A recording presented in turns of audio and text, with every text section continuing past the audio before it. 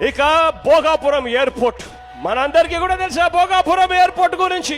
ఆ భోగాపురం ఎయిర్పోర్ట్ ఎలాంటిది అనంటే, ఆ భోగాపురం ఎయిర్పోర్ట్ చుట్టూ చంద్రబాబు నాయుడు గారి బినామీలకు భూములున్నాయి. చంద్రబాబు నాయుడు గారు కొలువులో మంత్రిగా పనిచేస్తున్న వ్యక్తికి అక్కడ బినామీగా భూములున్నాయి. చంద్రబాబు నాయుడు గారి హయాంలో ఎంపీగా ఉన్న వ్యక్తికి అక్కడ భూములున్నాయి బినామీగా. కానీ వాళ్ళ భూములు ఏవి కూడా చంద్రబాబు నాయుడు గారు ముట్టుకోరు. రైతుల భూములు మాత్రం బలవంతంగా లాక్కునే కార్యక్రమం చేస్తాడు ఈ పెద్ద మనిషి చంద్రబాబు నాయుడు గారు. ఆ బలవంతంగా లాక్కున్న భూములతో అన్న కనీసం ఎయిర్పోర్ట్ అక్కడ కట్టాడా అని చూస్తే అది లేదు. ఆ ఎయిర్పోర్ట్ కట్టడానికని టెండర్లు పిలిస్తే ప్రభుత్వ రంగ సంస్థ ఎయిర్పోర్ట్ అథారిటీ ఆఫ్ ఇండియా అతి తక్కువ ధరకు కోట్ చేసి ఎయిర్పోర్ట్ అథారిటీ ఆఫ్ ఇండియా ప్రభుత్వ రంగ సంస్థ ఆ ఎయిర్పోర్ట్ కట్టే పనులను చేజిక్కింది.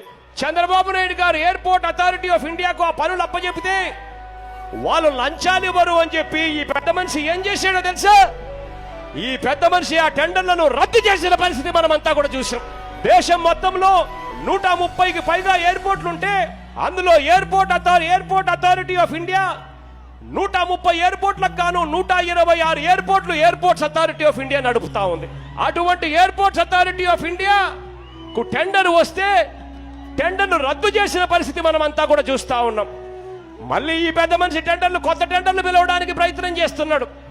కొత్త టెండర్లు పిలిచే కార్యక్రమంలో airport authority of India qualify కాకుండా ఈ పెద్ద మనిషి ప్రీ క్వాలిఫికేషన్ క్రైటీరియా పెట్టాడు. ఈ పెద్ద మనిషి ఎంతటి దారుణంగా ఉందో చూడండి పరిపాలన అని అడుగుతా ఉన్నా.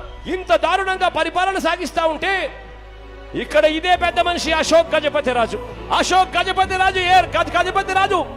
ఈయన ఆధ్వర్యంలోనే సివిల్ ఏవియేషన్ మినిస్ట్రీ ఉంది. అంటే విమానాలు ఎగిరే మినిస్ట్రీ ఈ అశోక్ గజపతి రాజు గారి చేతిలో ఉంది. అశోక్ గజపతి గారి చేతిలో ఉండగానే ఎయిర్పోర్ట్స్ అథారిటీ ఆఫ్ ఇండియాను పక్కన పెట్టి తన కళ్ళ ముందరనే తన శాఖలోనే చంద్రబాబు నాయుడు గారి దగ్గరుండి అవినీతి చేస్తా ఉంటే ఈ పెద్ద మనిషి ఏమీ ఏరడం లేదు అనంటే ఇంతకన్నా దారుణమైన వ్యక్తి ఎవరైనా ఉంటారా అని అడుగుతా ఉన్నాను మీ అందరి తరపున నేను.